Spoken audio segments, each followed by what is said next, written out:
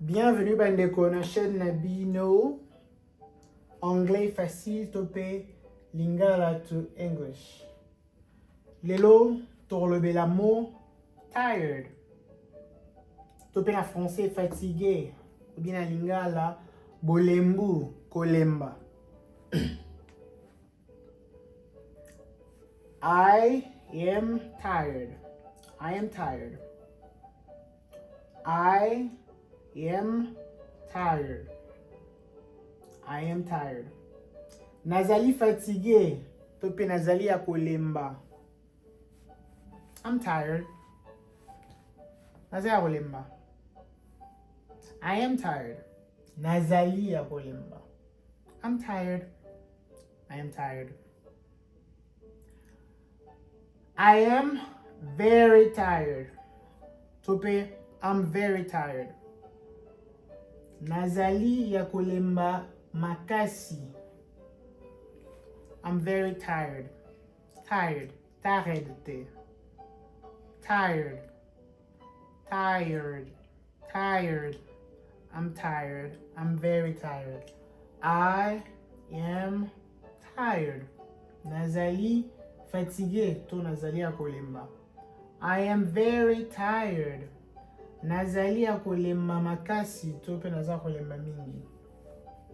So si on pose question, I'm tired. Why are you tired?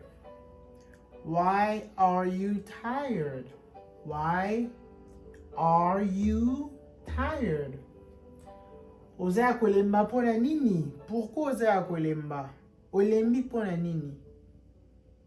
Oko répondre, I am tired because I worked today.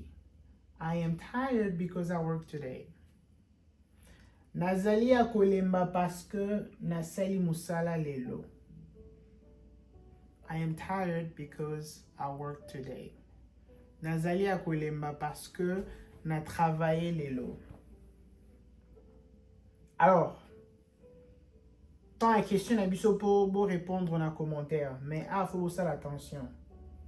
Et koki osala expression. Ce qui n'a lobby, Benito is tired of your games. Tout personne na bien a combo en anglais torloba. Benito is tired of your games. Benito is tired of your game. Benito is tired of your games. Benito is tired of your game. Na lobby nin. Pour répondre même en commentaire. Na oye sabino so eza solo.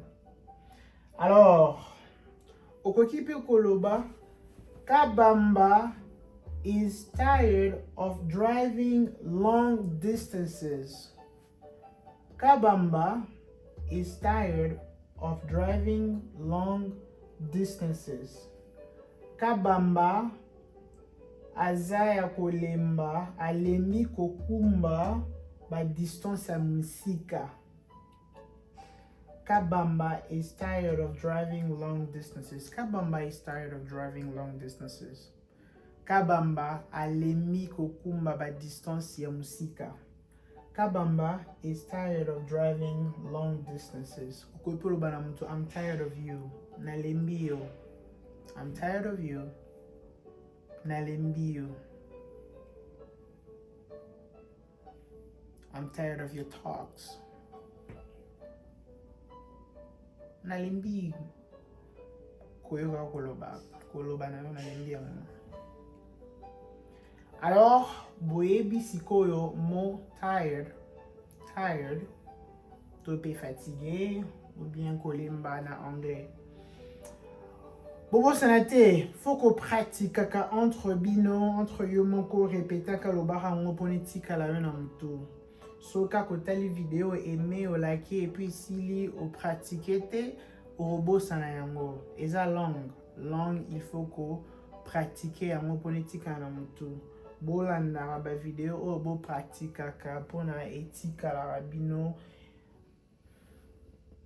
Je pense déjà à niveau où osa capable de mener conversation en anglais. Sur la vidéo na biso na bandliti lelo. Alors, Bobo santé, à aimer, liker, et puis à s'abonner à la chaîne YouTube et TikTok na biso. Bientôt chaîne Facebook na Instagram na biso Berobima.